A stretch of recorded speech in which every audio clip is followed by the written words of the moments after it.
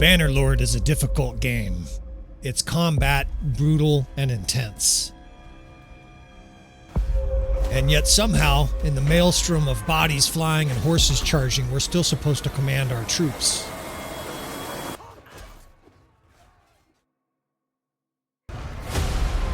Of course, you can't command your army if you're already dead, so the first key is to survive. But the battlefield is chaotic, your foes all want to kill you, and somehow in this carnage, you also want to lead your troops to victory. In this new series, we'll cover how to build a savage warlord from scratch, how to equip him for success, and finally, how to lead your army to ultimate glory.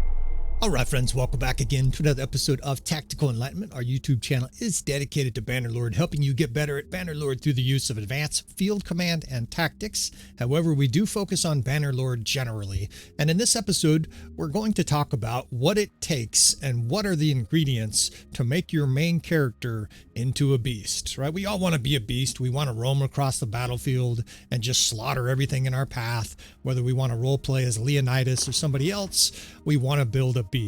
Now this character is a compilation from a couple different campaigns. Hugh the Hammer, of course, that is partly because he wields a hammer a lot of the times. Part of the ingredients, of course, is a strong army. If you have a weak army, suddenly your army is just going to melt and the enemy is going to focus on you and kill you, right? So it's essential to have a good army in Bannerlord for success. But another part, of course, is character spec. Now look at his two-handed skill. That is off the charts, right? 370, and a lot of people think that that's a cheat code. That comes from the smithing perk. Now, I don't like smithing. I've done smithing a couple different times here, and as you can see from the Fencer Smith perk here, you get plus attribute points, or plus focus points to two-handed, allowing you to go above 330. If there's two perks that are essential for the game, besides smithing, which if you want to make a beast character, that's going to be part of the equation, is medicine skill. Look at that, +1 hit points for our troops above 250, and athleticism. These are the single two most powerful perks in the game, or more accurately, perk and skill lines. The ability to add these vigor points, these endurance points, the ability to have high riding skill and athleticism also gives your character more hit points. There's a whole bunch of other perks that come from the endurance and athleticism, but that's a huge one, right? That extra hit points, I think you end up getting, 80 extra hit points just from getting to 330 athleticism.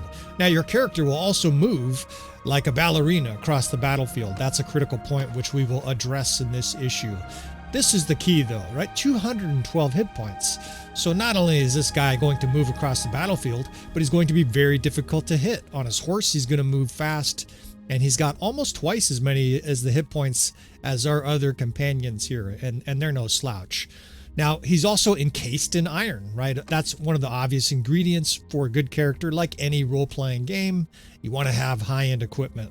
Now, this guy, again, the composite of many hours of gameplay is decked out in virtually maximum armor. And a lot of people suggest that we're using, lower player damage or whatever. Nah, he's just wearing unbelievably good armor, right? That armor piece right there is one of the best chest pieces in the game. And then these are composite too, right? Body armor, leg armor, arm armor. The individual pieces affect more than one part of your body. You can see that affects the body for 69, the leg for 32, and the arm for 28. When you look at the arm armor here, legendary bronze bracers, you add those two together and you get 82 armor factor for his arm, right? Now the neck piece is composite either for the chest or for the arms. And the bottom line, though, is that if you get high-end gear like this, and this is some of the very top gear in the game, your character becomes extremely hard to kill. you're still mortal. And we'll have a battle here with this episode showing you that he does take damage, but it's going to be less. Now, weapon loadout is important. So is a horse, right? I like a fast horse. That way I'm harder to run down and I can escape situations easier.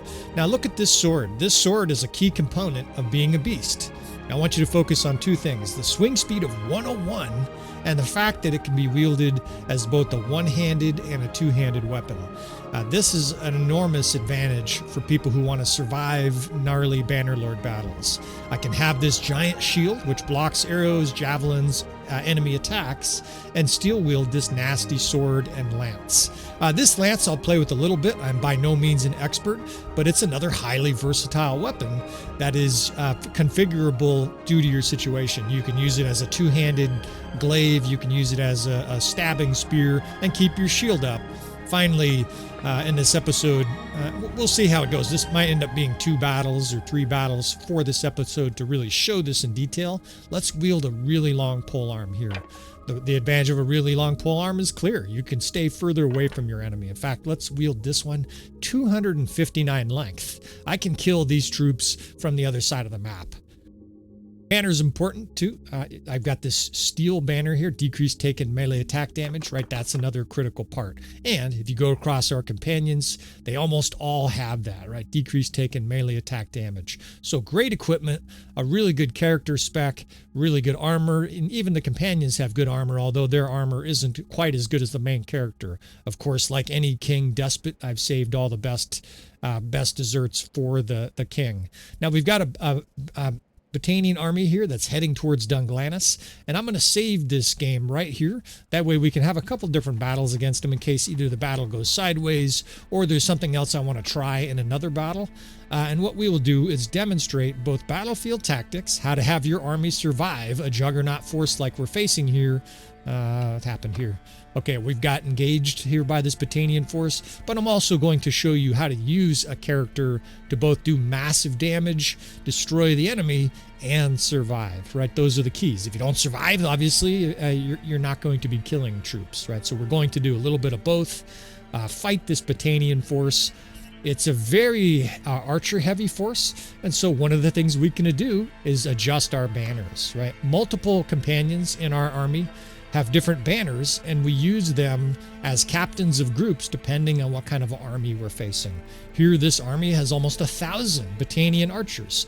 So I have lower tiered, flags or banners for reduced player damage, 5% less ranged attack damage. But as you get higher level and deeper into the campaign, you will get the top banners, such as this one. Decreased taken ranged attack damage of 15%. And of course, we have other characters that have that.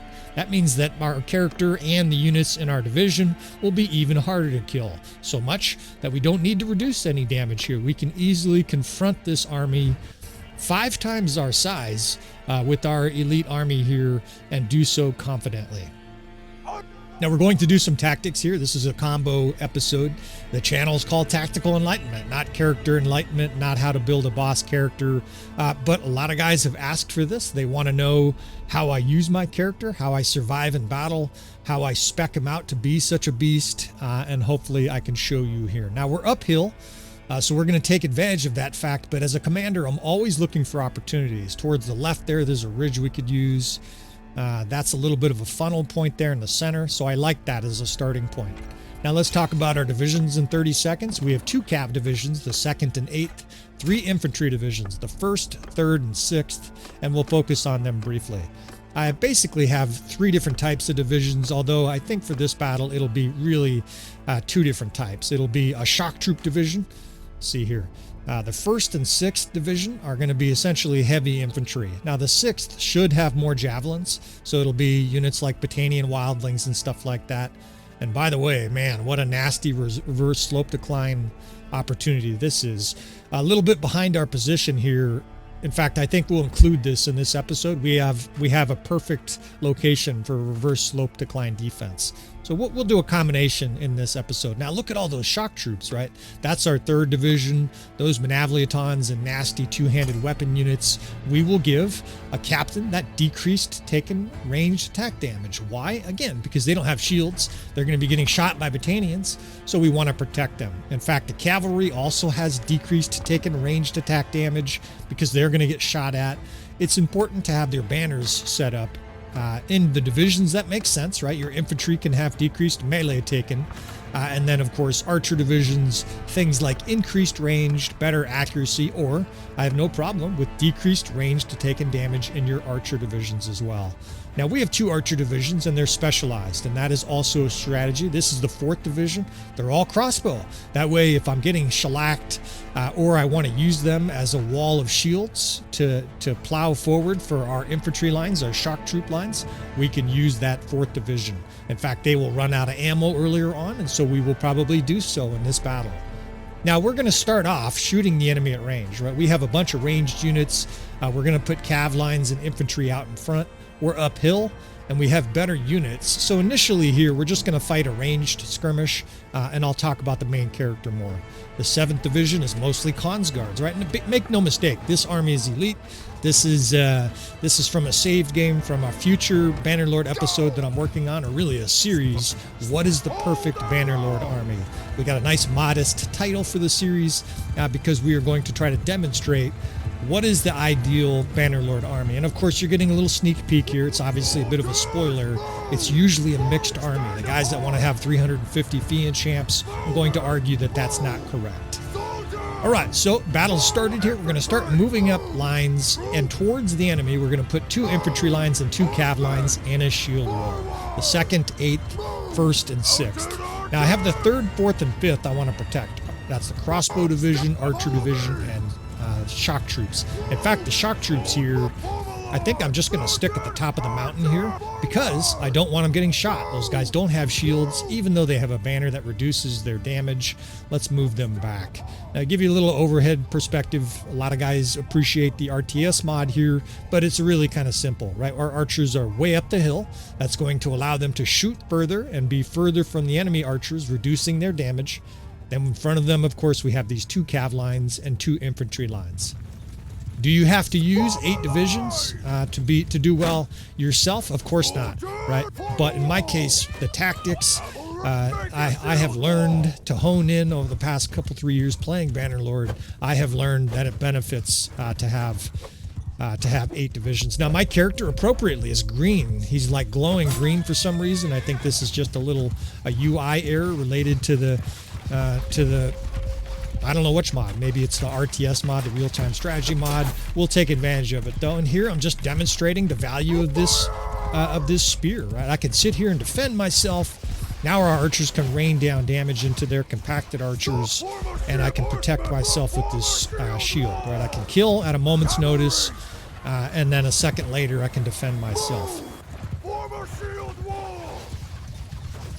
Now this lance also, in fact, let's demonstrate another point. Let's move our 8th division forward here. These guys are holding shield walls. Almost all these guys are Aserai Vanguard Ferris. Let's have them hold their shields up and chuck javelins into the enemy as well, just to add more misery to the enemy. Meanwhile, again, I'm just going to be skirmishing and fighting throughout this episode with my shield up, right? These guys are all trying to attack me, and they can't get through, right? The value of a shield for a newer player, or a less experienced player, we'll call, is important, right? Being able to protect yourself from damage. As you get more experienced, and certain situations, you may switch to a two-hander. To start, we're going to start with the shield here. We'll use our little Incredible Hulk spear here to annihilate some Battanians. And essentially, you can have an attack ready and then defend yourself all within a quarter of a second. And then on top of that, this thing can be used to couch lance, right? Have some of that 470 damage that guy gets destroyed with. The creator of this spear, he's got a patent on it. In fact, every time someone makes it, they got to send money to his YouTube account. Of course, I'm just kidding.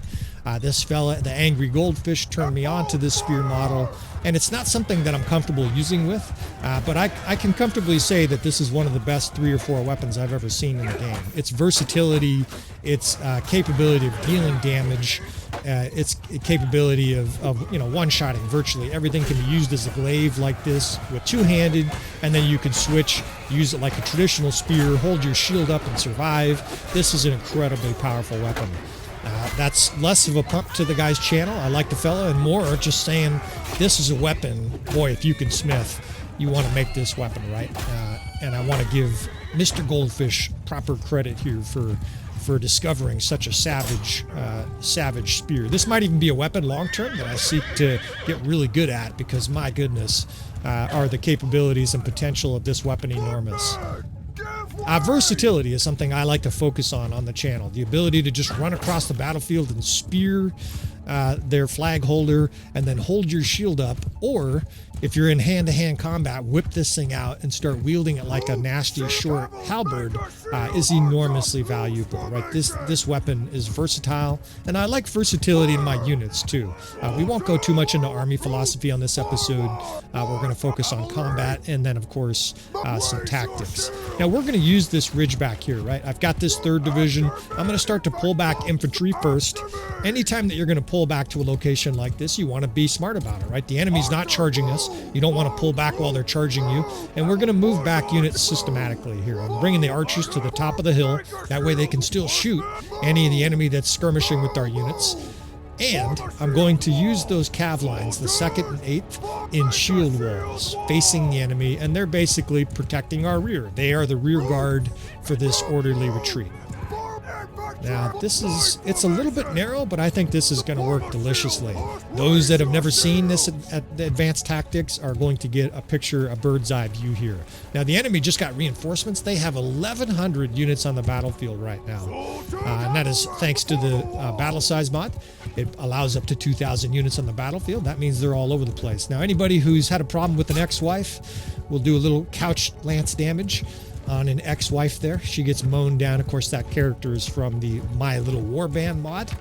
That's another mod I'd like to give props to. It allows you to make your own units in Bannerlord, right? If you ever wanted to make your own army up, customize your own army right down to the weapon and the unit tier, that's a mod for you. All right, let's talk about this. This is what's called a reverse slope decline defense. You notice we're on a sharp ridge here. The enemy's now reforming and coming back towards our direction. I'm going to start pulling units over the top here. Now that they're screened by our cavalry lines, what we're going to do is have our infantry kind of in the gully here towards the enemy. Of course, you almost always want to have your infantry in between the enemy and your archers.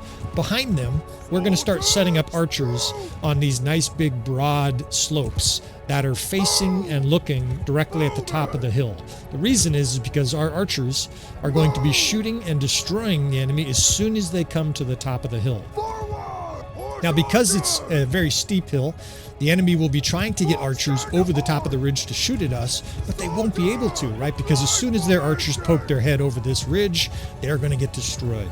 And we'll do some speeding up here, and we'll also probably do a little slow-mo as the enemy gets close. A lot of guys struggle with this tactic. This is pretty advanced, but once you get the hang of it, boy, you're going to love it, right? This is probably the most singular, devastating terrain tactic in the game.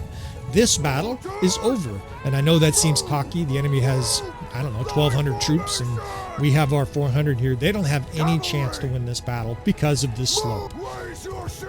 Now, if we were in different terrain, oh shit, they're coming fast. If we were in different terrain, they might have a chance to win, but not in this situation, right? Look at the arrows raining in. Now, this is infantry coming in here. I don't think they're going to keep coming. They're going to get shot to pieces, of course, because all our archers are like, oh, goody, a target. And they are pulling back. We'll hold fire here. It's very likely the enemy is going to send archers, right? In a situation like this, the enemy has a huge amount of archers. Their infantry just got destroyed. In fact, I think that said 666 archers. They just got more reinforcements. We will enjoy the sunrise here, eat a little snack before the enemy gets killed. Now, our archers are there, the crossbow's there. The crossbow's low damage, right? And eventually we will have to fight hand-to-hand, but not right away here. In fact, I could do a little more killing, just sort of absent-mindedly kill some guys here, stab some dudes. I'm still glowing green. I think that's amazing. I'm like the Incredible Hulk for this episode. Very appropriate. I did not coordinate that, but if I could have, I would have, right? This character basically is the Incredible Hulk, right? He just destroys. Now, look at our health, right? We haven't really suffered any damage. That's likely to change, right? We're facing 1,100 Britannians. In fact, I think it's more now. They're getting reinforcements. That's what the delay is. It's over 1,200. In fact, right in the center of the screen there, you can see they have a devilish number of archers, 666, and almost 600 infantry. And there you have it. They have 1,360 units coming our way. And that's 1,360 soon-to-be dead units. Now, our crossbow's a little bit low on ammo, but our archers have plenty. We've got like 60 or 50 Fiend champs ourselves. And these Britannians are soon to die soon. We'll give you a little perspective of what they see. They're like, I'm being ordered up this hill. All right, where's the enemy? Where? I don't see him. I don't see him. Now I see him. Wait, an arrow just killed me. And that's exactly what you're about to see. Reverse slope decline. This is one of the tactics we covered on our terrain tactics series. These guys here with 60% of their ammo, or maybe 70%, identified by that little white bar underneath their units. They're going to shred every single battalion that sticks their head over the ridge. Our infantry's out of sight here, but if you notice, of course, because of the location, it's close to the enemy. That means when we're ready to annihilate them with melee, we'll be able to. Now, I said this was going to happen, and it's not like, I've watched this episode ahead of time. I'm playing this and narrating in real time. I'm just an experienced player, and this is inevitable. They're trying to bring their archers up. Look at someone threw a javelin in there. That javelin's probably going to smoke one of those Fiend champs in the face, and the arrows are starting to hit them. Now, a vital reason that this strategy works is only the first line or two of the enemy archers can actually shoot, and in order to do so, of course, they have to stick their head over the ridge. You can actually see they have like 12 or 13 lines of archers deep, and most of them can't shoot. Meanwhile, they're feeding them up here in a conveyor belt, and they're getting smoked. Now, if they tried to just rush all their archers up and set them in position, they would suffer enormous casualties before they could actually shoot. These fucking guys, our lines are so thick here, I can't even move. And you can see the death spam. And again, we'll use the RTS mod here. It's kind of nice. We can do these cinematics. I can just zoom you right in here and show you exactly what I'm talking about. You can see they have like 6 or 7 lines of archers here, and they're just waiting their turn to get shot in the face like the guys at the front line. It's a complete firing squad. Occasionally, a guy will get a shot off or two, but most of their archers don't even get to shoot before they're killed. Now, notice our shields being held up. That's because some of our units are starting to run out of ammo. We could probably sit here until the enemy was destroyed, but let's illustrate a peekaboo rush. I've already showed you now with the peekaboo ridge. Let's go ahead and show you how to deal with an enemy. Maybe we'll simulate we're out of ammo, right? We're starting to get shot. What do you do now? Well, first thing we're going to do is bring up all these crossbow. I mentioned those earlier. We're going to send the 7th and the 7th and 8th Cav Division to the enemy's left, our right, down the hill. They're going to sweep in behind the enemy and help us envelop them. Right, that's horse archers. The crossbow, I'm bringing these guys up because they're going to lead in shield roll. I've got all these infantrymen. These crossbow now become shields for us, right? All those Pavis shields, sword sisters. I'm just sending them towards the enemy in a nice thick shield wall line. Now the enemy gets rushed, right? The cavalry is told to charge. I'm actually going to drag these guys here. The 1st, 3rd, and 6th Infantry Divisions are told to charge. Behind the enemy, we bring in those 2 cav lines, right? We've got a cav line and a horse archer line that we can just loop in behind this sad enemy. They're going to be surrounded. Even though we're surrounding 1,200 troops, we're going to suffer losses here, but the enemy could not be in a worse tactical situation. Remember, we have shields leading the way there, right? Our lovely ladies holding up their shields there, and now we can join the combat. Now, I think we'll have a whole episode where I fight on foot, or almost all on foot, and I would get off my horse at this stage and start tearing into their archers from behind. However, I think we'll continue to do this little hybrid for this episode. Notice they have a line of infantry sort of leaking out over here. We'll bring some cavalry over here to occupy them. But at this stage, the enemy is totally fucked. They have horse archers and cav charging them from behind. They have a shield wall of crossbow charging them and driving in a wedge in the center. Our unhurt infantry, and it's all elite, is pouring right through the center, just breaking their formation into pieces. And now, of course, Hugh the Hammer, with his 2-handed and or 1-handed sword, will wind into the battle. Now, we can hold our shield up here, right? You can, if you're uncomfortable with combat, you would just sit in the line and hold up your shield and wait for your opportunity. However, much more deadly to wield in 2-handed, right? Now, what's the best way to get your 2-handed weapon into position? If you're on a horse, I would say get to the other side of the enemy. If you're not on a horse, just hold your shield up. Now I'm actually being pushed by the enemy here, and try to get behind the enemy, right? They're going to try to attack the center of your forces, the front of your forces. Try to get behind them. Now my cavalry here is actually acting essentially as a guard, a bodyguard. I've got 2 different cav divisions here, and we're pushing them forward. I'm not actually attacking. A lot of guys want to charge with their cavalry. You see those archers starting to form down there. What we're going to do is actually push our cav lines straight into their archers. Not attack. I just want them standing there holding their shields up, right? This is the proverbial, oops, we did a little pause here by accident. This is the proverbial shield and shock that you hear us talk about on the channel all the time. See all those archers? Just shove cavalry in the way. And what that does is it plows a hole.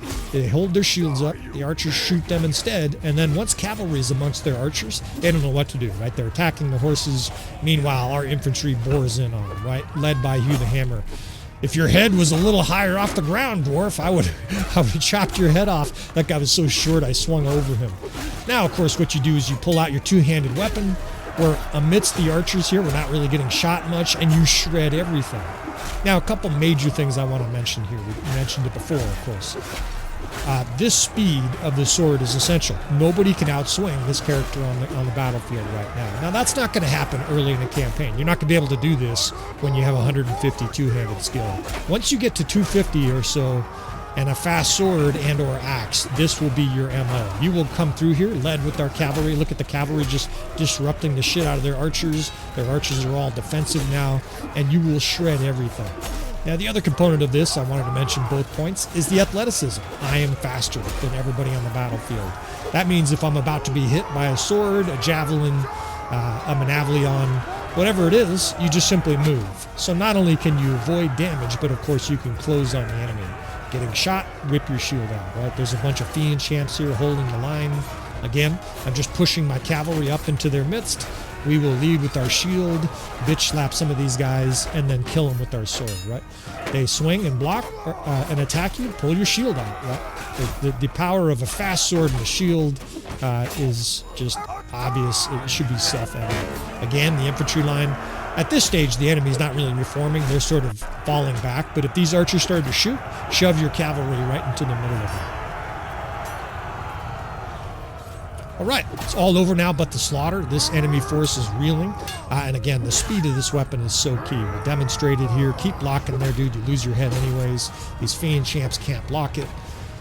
And again, if they do swing at you because of that athleticism, we'll see if we can demonstrate it. You see, I just moved out of the way of that guy's attack. And that attack did almost no damage because I was right at the edge of his range. You only do that with high athleticism. With lower athleticism, you get killed there. Now this guy's got no shield, so he's like taking off. He's running. He's going to run with his flag off into the woods. But hopefully this episode gave you guys several different eye-opening perspectives on Bannerlord. Oh, motherfucker shooting me? Fuck you. The ability to have versatile weapon loads, right? I've got a nasty glaive, a deadly 2-handed weapon, a long-reaching glaive if I want to attack opponents from a distance, this sword and board. And look at the result, right? I mean, this is a complete massacre. This force of 22 Battanians very eagerly, cockily attacked our force here, and they got utterly destroyed. Now, in future battles, we'll do a little bit more combat. I will put myself, I will take off my commander hat a little bit more, and we will do a little bit more melee combat. We might even do a composite of different battles to show you how I fight more on foot from the infantry side of things. This episode here is designed to be more of, a composite tactics and battlefield command and movement with your hero, how to make a beast character. And hopefully that was pretty demonstrative. All right, we're going to have more episodes of this on the channel. If you want to improve your character, improve your gameplay in Bannerlord, I suggest you subscribe. Please hit that like button on the way out, and I will see you, friends, next time.